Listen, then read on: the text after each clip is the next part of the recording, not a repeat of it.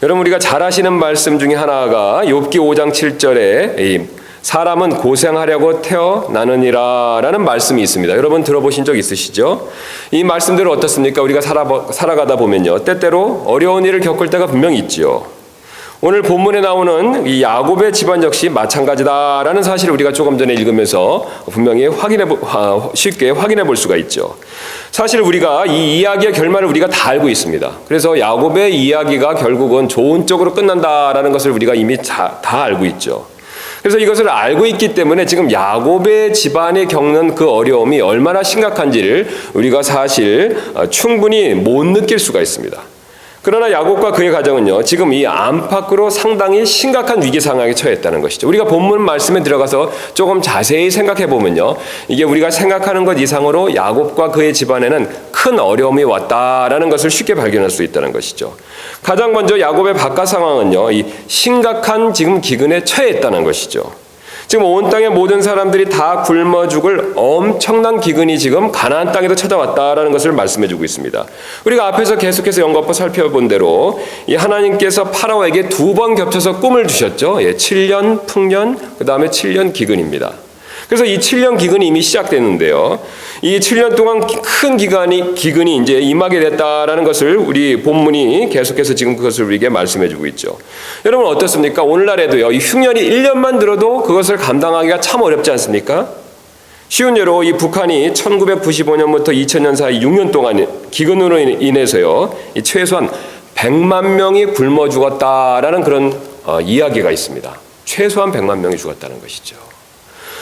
기근이 생기면 현재도 이 정도인데 과거에는 어떻겠습니까? 지금 과거보다는 지금 여러 가지 면에서 나은데 이런 기근이요, 과거에 7년 동안 그렇게 생겼다라고 하면요, 얼마나 큰 어려움이 되겠습니까? 사실 인간이 이겨내기 가장 어려운 것 중에 하나가 바로 기근이 되고요, 그 기근이 지금 매우 심하게 들었다라는 것을 오늘 성경이 우리에게 그것을 말씀해주고 있죠.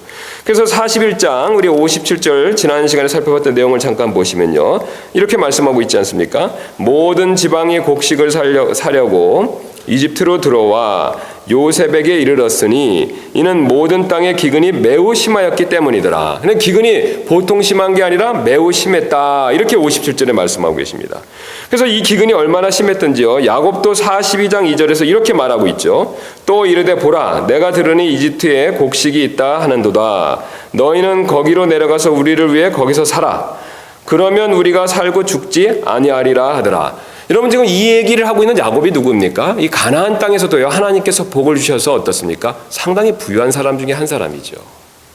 그는 목축을 하는 사람이고요, 많은 이 양떼와 가축들을 가지고 있는 사람입니다. 그런데도 그가 기근을 만나서 뭐라고 얘기하고 있냐면요, 이 이집트에 가서 곡식을 사지 않으면 자기들이 죽는다는 거죠.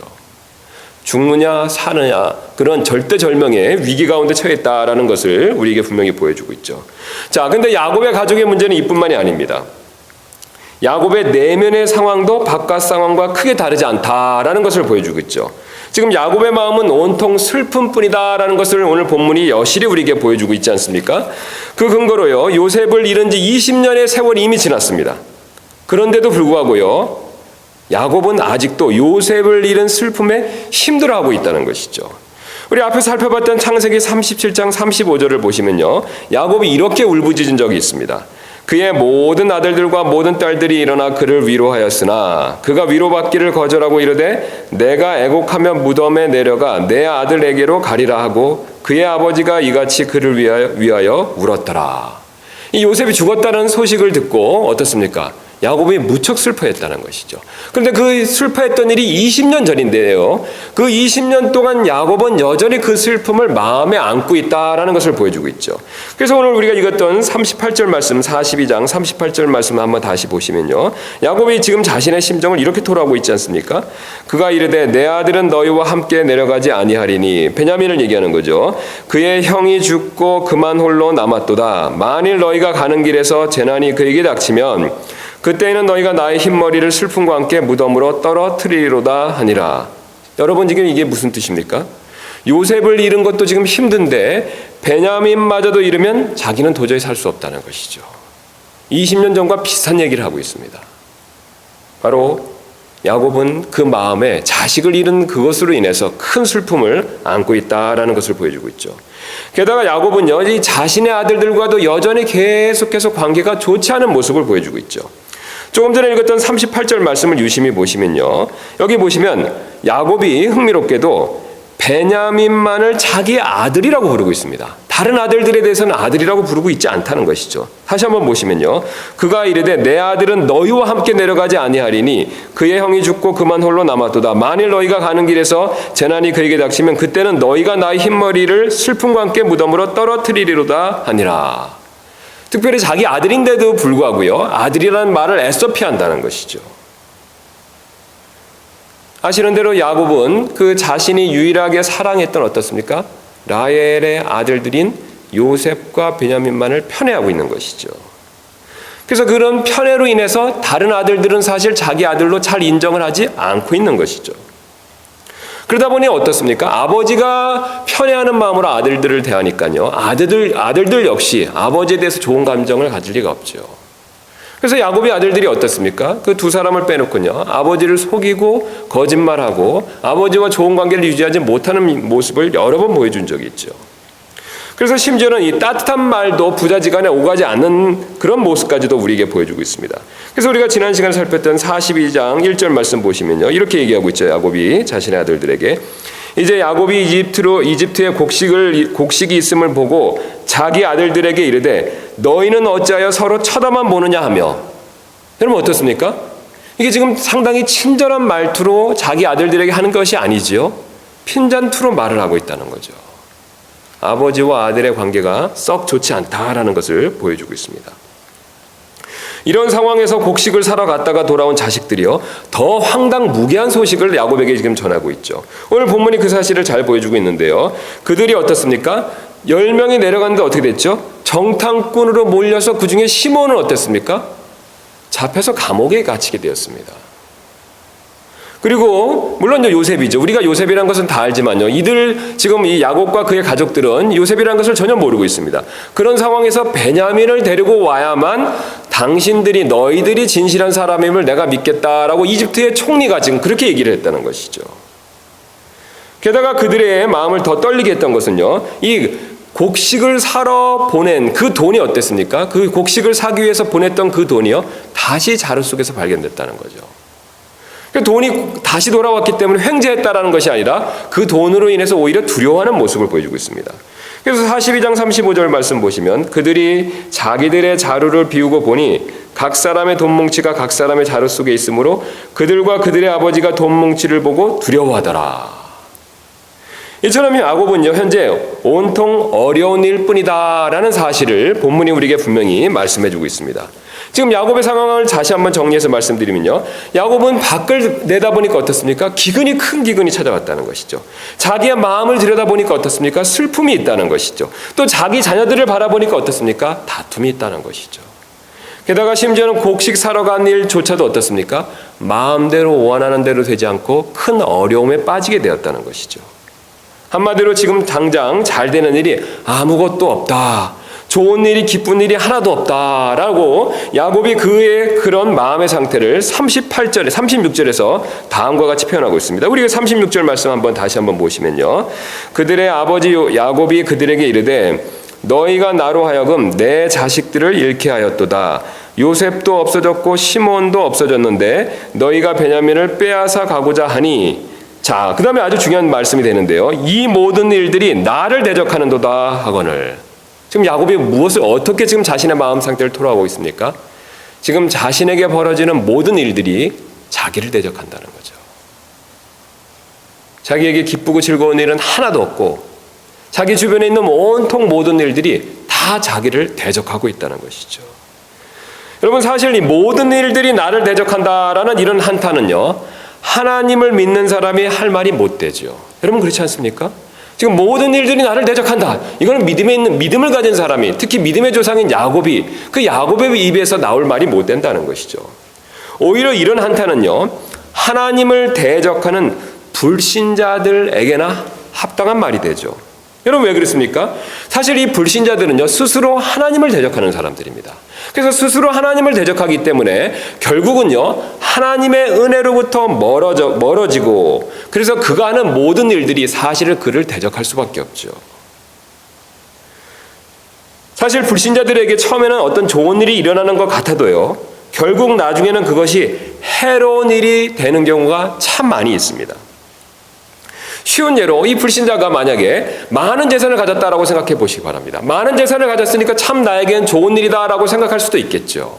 예수님께서 이 부자의 비유에서 그런 말씀을 하신 적 있죠. 부자가 소출이 많아서 큰 부유를, 많은 곡식을 열매를 얻게 됐다라는 그런 비유를 말씀하신 적이 있죠. 그래서 처음에는 이 부유함으로 인해서 내가 잘 됐다, 오히려 좋은 일이다라고 생각할 수 있지만요, 사실 그렇지 않습니다. 이 불신자는 하나님을 대적하는 사람이기 때문에요, 이 갑자기 생긴 많은 재물로 인해서 어떻습니까? 욕심이 더 생기다 보면요, 그 욕심으로 인해서 사실 큰 문제가 생길 때가 많이 있다는 것이죠. 이 돈 욕심으로 인해서 어떻습니까? 자신의 가정 안에 문제가 생길 수가 있죠. 또 사실 돈 욕심으로 인해서 어떻습니까? 그런 재물을 갑자기 허락해 주시는 어떻습니까? 주님을 멀리하고 하나님을 완전히 외면하고 그 재물을 우상처럼 더 섬길 수도 있다는 것이죠. 그런 불신자가요, 만약 그런 상태에서 회개하지 않고 죽게 되면 사실 그는 안타깝게도 지옥으로 갈 수밖에 없죠. 결국 그의 재물이요, 그를 대적하는 그런 꼴이 된다는 것이죠. 여러분, 세상적인 지혜, 명예, 지식이나 명예 다 마찬가지가 됩니다. 세상 사람들은 그것이 필요하고 그것이 자기에게 유익을 준다라고 생각하지만요, 사실 하나님을 대적하고 있는 상황에서는요, 그 모든 일들이 하나님을 믿지 않는다면요, 결국은 그를 대적할 수 있다는 것이죠. 그러나 여러분, 감사하게도 하나님의 백성에게는 정반대가 되죠.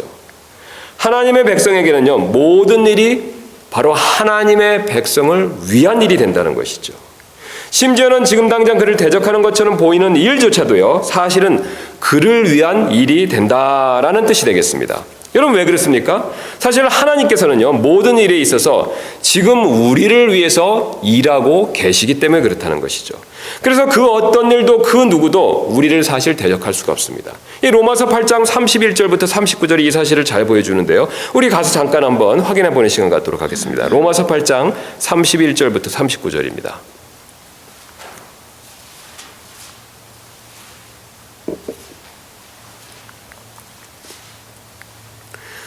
찾으셨을 줄로 믿고 제가 받들어 읽도록 하겠습니다. 그런즉 이 일들에 대하여 우리가 무슨 말을 하리요? 자, 한번 그 다음 구절을 유심히 보실 필요가 있습니다. 만일 하나님께서 우리를 위하시면, 자, 지금 하나님께서 우리를 위하시면요, 그 다음에 사도 바울이 뭐라고, 어떤 말씀으로 우리에게 지금 위로해주고 있습니까? 누가 우리를 대적하리요? 여러분, 놀랍지 않습니까? 야곱은요, 오늘 본문에 나오는 야곱은요, 모든 일들이 자기를 대적한다, 그렇게 얘기하고 있습니다. 그렇게 한탄하고 있다는 것이죠. 그런데 사도 바울은 놀라운 진리를 우리에게 지금 알려주고 계시죠. 하나님께서 우리를 위하시는 상황이라면요, 아무도 그 어떤 것도 우리를 대적할 수 없다는 것이죠. 바울은 우리에게 지금 놀라운 진리를 가르쳐주고 있습니다. 그래서 그 내용을 이어서 32절부터 이렇게 설명하고 있지 않습니까? 자신의 아들을 아끼지 아니하시고 우리 모두를 위해 그분을 내주신 분께서 어찌 그 아들과 함께 또한 모든 것을 우리에게 값없이 주지 아니하시겠느냐. 그 근거가 있다는 거죠. 그 근거가 뭡니까, 여러분? 예수 그리스도시라는 것이죠. 예수 그리스도를 위해서 우리를 위해 주셨다면요, 자신의 가장 사랑하는 아들을 조차도 우리에게 주셨다면요, 그 다음 일, 그 외의 모든 일은 어떻겠냐는 것이죠. 우리가 죄인 되었을 때 주님께서는 자신의 가장 사랑하는 아들을 우리에게 주시고 우리를 구원해 주셨습니다. 자, 그래서 주님께서 우리를 이렇게 구원해 주셨다면요, 우리가 구원받고 난 이후에 살아갈 때 우리를 대적하는 것 같은 그 모든 일도 사실 어떻습니까? 하나님 다 막아주신다는 겁니다. 사실은 우리를 대적할 수 없다는 거죠. 그래서 33절에 바울이 이렇게 얘기하고 있지 않습니까? 누가 하나님께서 선택하신 자들을 무슨 일로 고소하리요? 의롭다 하시는 분은 하나님이시니 누가 정죄하리요? 죽으신 분은 그리스도시요 참으로 다시 일어나신 분도 그리스도시니 그분께서 바로 하나님의 오른편에 계시며 또한 우리를 위해 중보하시느니라. 여러분, 예수 그리스도께서 살아 지금 하나님 우편에서 우리를 위해 중보하고 계십니다. 여러분, 이 사실 믿으십니까? 우리가 조금 전에 드렸던 기도할 때요, 우리의 기도와 함께 하나님 우편에서 기도하시는 분이 바로 예수 그리스도시라는 것이죠. 우리를 위해서 중보하고 계십니다. 우리가 간구하는 것 이상으로 우리를 위해서 간청하고 계시다는 것이죠. 그래서 35절에 이렇게 얘기하고 있지 않습니까? 누가 우리를 그리스도의 사랑에서 떼어 놓으리요? 환난이나 공경이나 핍박이나 기근이나 벌거벗음이나 위험이나 칼이랴. 그 어떤 것도 우리를 대적할 수 없다는 것이죠. 그 어떤 것도 우리를 멸망하게 할 수 없다는 것입니다. 여러분 왜 그렇습니까? 우리가 힘이 있어서 그렇습니까? 우리가 잘나서 그렇습니까? 우리가 대단한 능력이 있어서 그렇습니까? 아니지요. 누가 우리 편이기 때문에 그렇습니까? 하나님께서 우리 편이시기 때문에 그렇죠. 우리를 구원하신 예수 그리스도께서 우리를 위해 중보하시기 때문에 그렇다는 것이죠. 이처럼 하나님께서 우리와 함께 하시기 때문에 사실 그 어떤 일도 우리를 대적할 수 없습니다. 오히려 지금 당장 우리를 대적하는 것처럼 보이는 일들조차도요, 사실은 하나님께서 합력하여 선을 이루시기 위한 도구로 사용될 뿐이라는 것이죠. 그럼 우리는 이 사실을 믿어야 합니다. 놀랍게도요, 우리 이 사실을 믿었던 초대교회 성도들은요, 이 31절 말씀으로부터 표를 만들었습니다.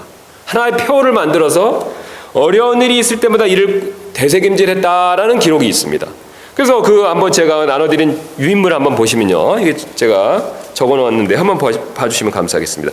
거기 맨 위에 이제 라틴어로 적혀 있는데요. 아시는 대로 이제 옛날에는 초대교회 때는 헬라어하고 라틴어를 쓰지 않았습니까? 로마 그 시대였기 때문에 공식 언어로는 라틴어를 쓰고요. 일반 사람들이 쓰는 말로는 이제 헬라어를 썼죠. 자, 그래서 그 당시에 초대교회 성도들이요, 헬라어로 거기서 데우스 프라 나비스라는 말을 이렇게 표를 만들었다는 겁니다. 이게 무슨 뜻이냐면요, 영어로 하면 God is for us고요, 우리말로 번역하면 하나님이 우리를 위해 주신다, 하나님이 우리를 위하신다, 이런 뜻이라는 거죠. 로마서 8장 31절에 이 구절을 딱 떼어서 표로 만들어서 아예 그냥 외우면서 다녔다는 겁니다. 그러면서 특별히 어려울 때 이 말씀을 암기했다는 것이죠. 이 표를 늘 생각했다는 것이죠. 여러분, 사실 우리도 마찬가지입니다. 우리도 어렵고 힘들 때마다요, 사실 하나님께서 우리 편이시다, 하나님께서 우리를 위하신다라는 그 말씀을 꼭 기억할 필요가 있다는 것이죠. 오늘 이 내용은요, 야곱의 일을 통해서도 오늘 분명히 그 사실을 우리에게 가르쳐주고 계시죠. 사실 우리는 이미 완성된 창세기를 읽고 있기 때문에 야곱의 결말을 이미 잘 알고 있습니다. 그렇지 않습니까? 그래서 하나님께서 모든 일을 선하게 되도록 일하셨다라는 사실을 이미 익히 잘 알고 있죠. 그래서 야곱이 지금은 모든 것이 나를 대적한다고 한탄했지만요, 사실 어떻습니까? 야곱은 지금 모든 일이 자기를 대적한다고 한탄했죠. 그러나 그 모든 일이 어떻습니까? 결국은 야곱을 위한 일들이 됐다는 것이죠.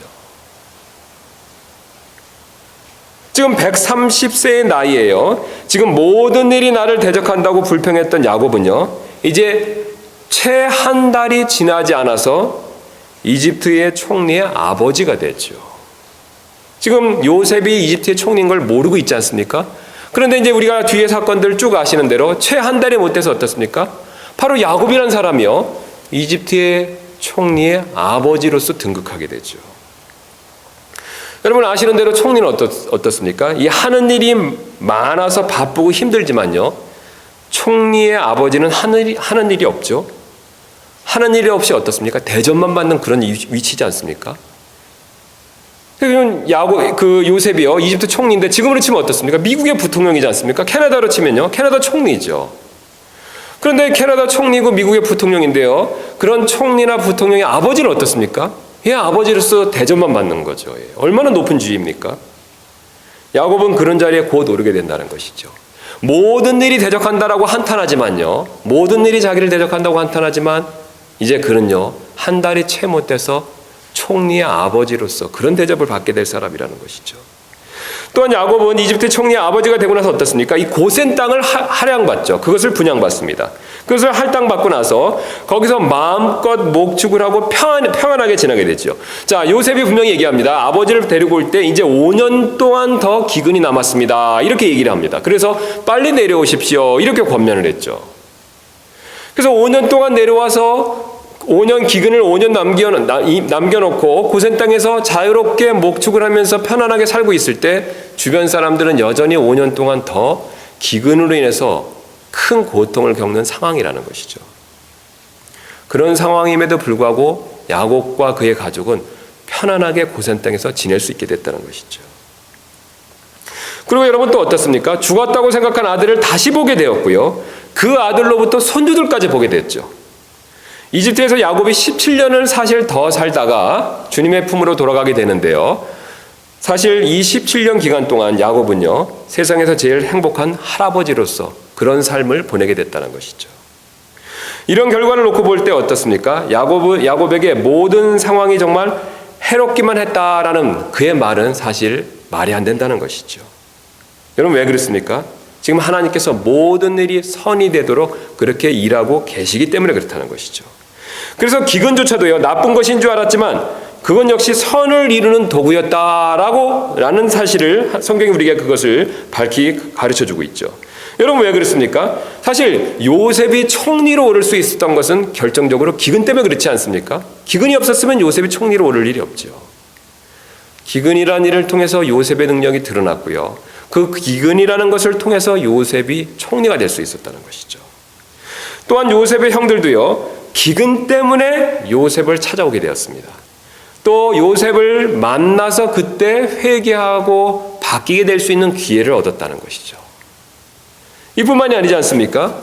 또한 기근 때문에 야곱의 가족이 요셉에게 절하는 요셉의 꿈이 이루어지게 되었다는 것이죠. 그리고 이 꿈이 이루어지기 위해서 지금 베냐민이 이집트로 내려가는 일이 꼭 필요했던 것입니다. 왜 요셉이 지금 베냐민을 꼭 데리고 오라고 그렇게 요구하고 있습니까? 지금 앞에 형들이 10명이 다 자기에게 절했죠. 그런데 한 명이 모자라지 않습니까? 누가 더 있어야 됩니까? 베냐민이 있어야 된다는 거죠. 하나님의 첫 번째 꿈은 자기의 형제들이 자기에게 절하는 겁니다. 처음에 요셉이 형들을 알아봤었을 때 형들이 자기를 위해서 절했었을 때 10명이죠. 한 명이 부족했다는 거죠. 베냐민도 와서 자기에게 절을 해야 된다는 거죠. 그래서 요셉은 하나님이 그 꿈을 이루시는 것을 알고 있었기 때문에 그래서 베냐민도 데리고 오는 것이죠. 베냐민마저 내려와서 기근 때문에 내려와서 요셉에게 절했었을 때 하나님이 가르쳐 주신 꿈이 성취됐다는 것이죠. 그러므로 오늘 야곱이요, 모든 일이 나를 대적하는도다라는 그 말은 사실 틀린 말이 됩니다. 오히려 야곱은요, 이 모든 일이 나를 위하는도다 이렇게 말해야 옳다는 것이죠. 여러분 사실 우리도 마찬가지가 됩니다. 때때로 우리도 인생을 살다 보면요, 우리도 야곱과 같은 어려움을 겪을 때가 분명히 있습니다. 야곱에게 기근이 임했던 것처럼 경제적인 어려움, 그런 것이 우리에게 찾아올 때가 있죠.